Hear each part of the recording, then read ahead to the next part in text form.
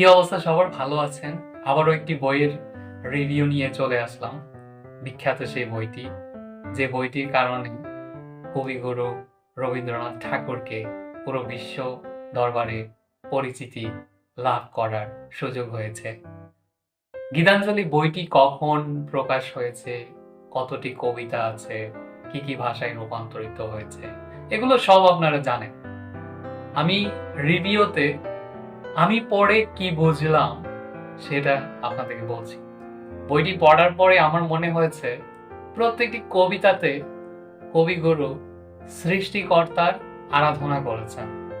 সৃষ্টিকর্তাকে নিকটে পাওয়ার যে আকুল আবেদন, এই বইটিতে সেটি উপস্থাপিত হয়েছে। প্রত্যেকটি কবিতাতেই আমি পেয়েছি সৃষ্টিকর্তার সান্নিধ্যে যাওয়ার আকুল আবেদন।